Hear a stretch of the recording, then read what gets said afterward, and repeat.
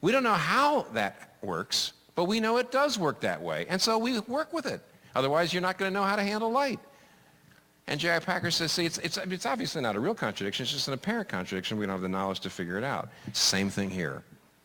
And if you want to see that we are absolutely, that on the one hand, God is setting and fixing absolutely everything the way he wants it to be. But he doesn't do that despite our choices, but through them. Our choices are part of his plan. And you say, oh, so he just knows what we're going to choose. Yeah, but it's more than that. See, there you go. You wanted to do the either or thing. No, it's both and. Both and. And here's a perfect example of it. In Acts chapter 27, this is my favorite example in the Bible of this. Paul is on a boat with sailors and soldiers in a terrible storm. Terrible storm. And in the midst of the storm, when everybody's scared, the sailors and the soldiers are really afraid that they're going to die, God sends an angel to Paul and says, the ship will be wrecked, but not one life will be lost. So Paul comes out onto deck and says, God has spoken to me, and he has said that even though the ship will be wrecked, not one life will be lost.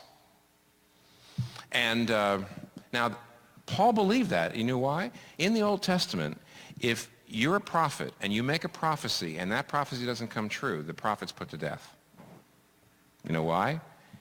Because the Word of God is always sure, and if he actually gave you the Word of God, then it has to come true. And so Paul was absolutely sure that it was God's plan, and it was absolutely certain that no life would be lost. But in verse 31 of Acts 27, it turns out that the sailors decide they were going to, the storm is continuing on, and the sailors decide they were going to sneak off the boat. So they start to get into the lifeboat. And when Paul sees the sailors trying to get off the boat, he tells the soldiers to stop them. And he says, if they leave the boat, we're all going to die. Now, I believe this is the beginning of the great Army-Navy rivalry, actually. But beyond that, this doesn't make sense to us, does it?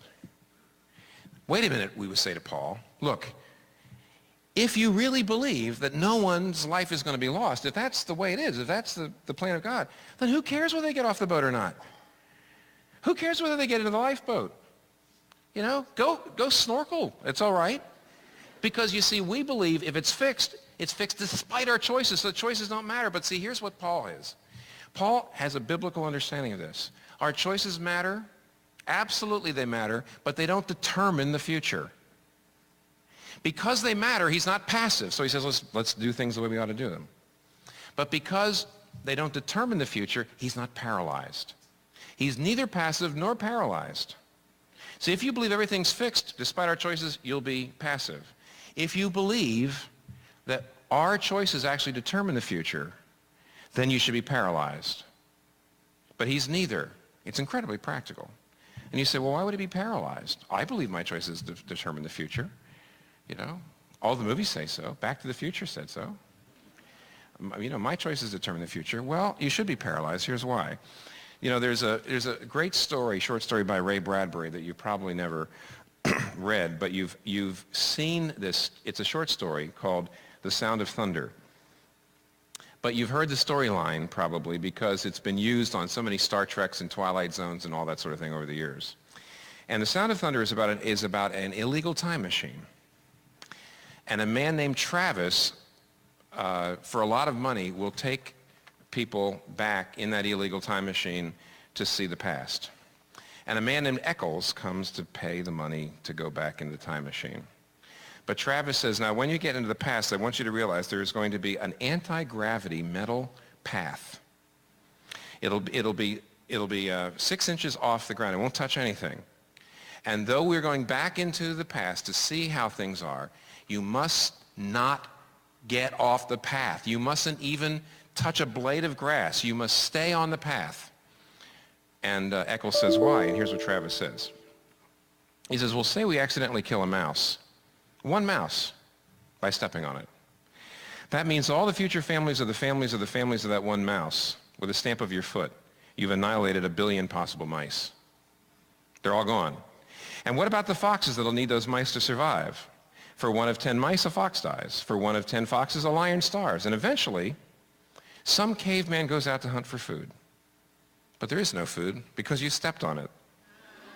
So the caveman starves before having any children, and from his loins would have sprung 10 sons, and from their loins 100 sons, and thus onward. 1 billion people, unborn, are throttled in the womb. Rome never rises on its 7 hills. Step on a mouse and you crush the pyramids. Washington never crosses the Delaware. There's never a United States. So stay on the path, he says. Never step off. And by the way, as you know, Eccles does step, maybe if you know the story, he does step off the path because he's too curious, and he steps on a butterfly, and it changes everything. And when they get back and Travis realizes, he shoots him. What he did. Wonderful story, huh?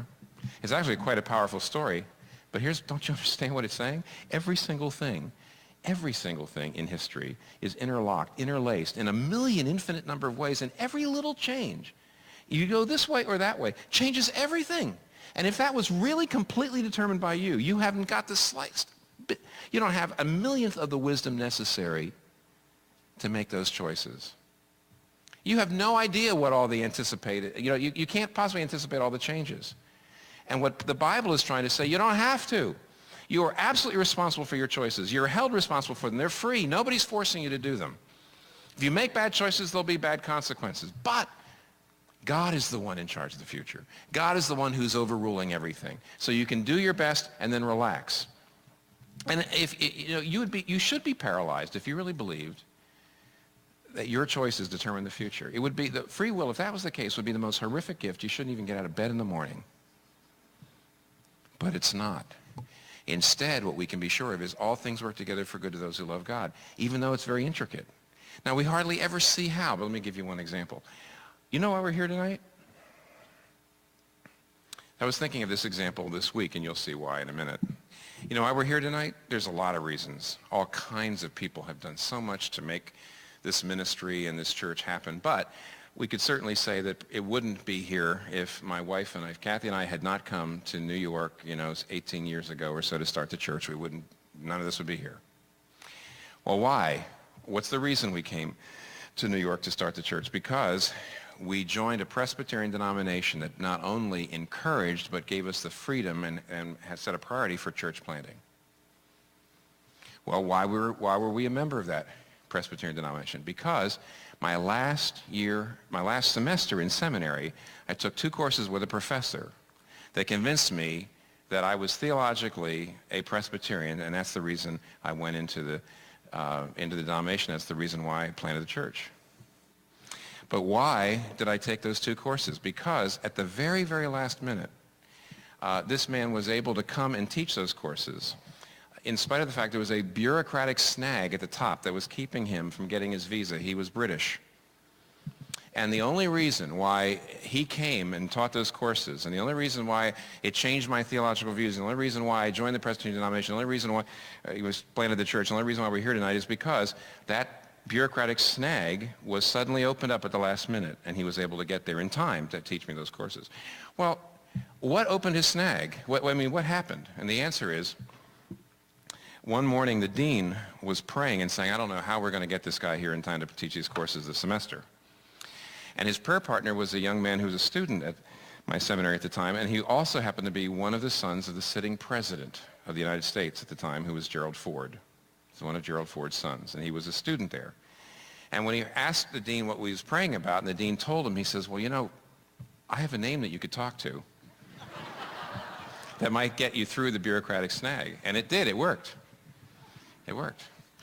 So why did he have the power to, open that, to get rid of that snag so that man could come, so I could have that course, so I could change my views, so I could join the Presbyterian church, so I could come and plant this church so we could be here tonight?